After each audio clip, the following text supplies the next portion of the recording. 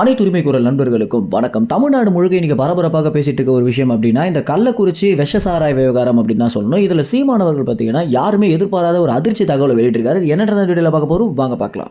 காலங்காலமாகவே இந்த கள்ள சாராயம் அப்படின்றது காய்ச்சிட்டு தான் இருக்காங்க அப்படின்னு நம்ம அனைவருக்குமே தெரிஞ்சிருக்கும். அரசாங்கம் கூட பார்த்தீங்கன்னா, இந்த விஷயத்தை ரொம்பவே பெரிதாக கண்டுகொள்ளாம தான் இருந்துட்டு இருக்காங்க. அந்தந்த பகுதியில் இருக்கக்கூடிய காவலர்களுக்கு லஞ்சத்தை கொடுத்தோ அல்லது பொருளாக கொடுத்தோ அந்த இடத்துல கள்ள சாராயம் காசுறவங்க பார்த்தீங்கன்னா, இன்னி வரைக்கும் காசிட்டு தான் வந்துட்டு இருக்காங்க. இந்த மாதிரி ஒரு பெரிய உயிரிழப்பு சம்பவம் நடக்கும்போது தான் இந்த விஷயம் பார்த்தீங்கன்னா வெளியே வருது.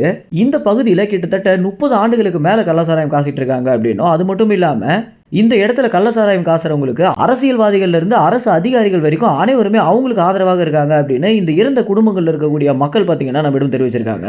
அது மட்டும் இல்லாம அரசாங்கம் இவ்வளவு நாள் கண்டுகொள்ளாம இறந்து போனவங்களுக்கு உடனடியாக 10 லட்சம் அறிவிச்சதற்கு பின்னணியில் என்ன இருக்கு அப்படின்னு சீமானவர்கள் பார்த்தீங்கன்னா ஒரு சில விஷயம் சொல்லியிருக்காரு.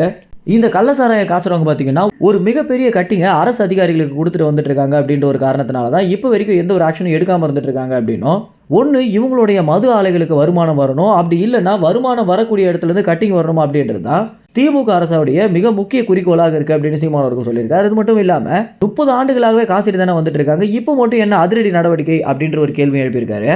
இறந்து போனதுனால மட்டும்தான் இவ்வளோ பெரிய விஷயத்தை 10 லட்சத்தை கொடுத்து மூடி மறைக்க நினைக்கிறாங்க அப்படின்னும், ஏன்னா இந்த விஷயம் தோண்ட பார்த்தீங்கன்னா ஒவ்வொரு அரசு அதிகாரிகளையும் இறுதியாக திமுக அமைச்சர்கள் வரைக்குமே கை காட்டும் அப்படின்றத ஸ்டாலின் அவர்கள் உணர்ந்த ஒரு காரணத்தினால தான் உதயநிதி ஸ்டாலினை உடனடியாக அனுப்பி இறந்து போன ஒவ்வொரு குடும்பத்திற்கும் 10 லட்சத்தை கொடுத்து உதவி வழங்கிட்டு இருக்காரு அப்படின்னும், ஏன்னா இந்த விவகாரத்தை உடனடியாக மூடி ஆகணும் அப்படின்ற ஒரு நோக்கத்தினால தான் இப்படி விஷயங்களை பண்ணிட்டு வந்துட்டு இருக்காங்க அப்படின்னு சீமானவர்கள் பார்த்தீங்கன்னா ரொம்ப வெளிப்படையாகவே பல விஷயங்களை பகிர்ந்திருக்காரு.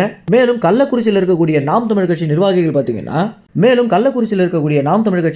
பார்த்தீங்கன்னா இறந்து போன ஒவ்வொரு குடும்பங்களிடத்திலையும் போய் பேசும்போது 10 லட்சத்தை கொடுத்த பிறகு உதயநிதி ஸ்டாலின் என்ன சொல்லியிருக்காரு அப்படின்னா, இதற்கு அடுத்து ஆக வேண்டிய வேலையை பாருங்க அப்படின்றது சொல்லி, அதாவது இந்த விஷயத்தை பெருசு பண்ண வேணாம் அப்படின்றத மட்டும் தான் ஒவ்வொரு குடும்பங்களுக்குமே சொல்லியிருக்காரு அப்படின்னு தகவல் கிடைச்சிருக்கு.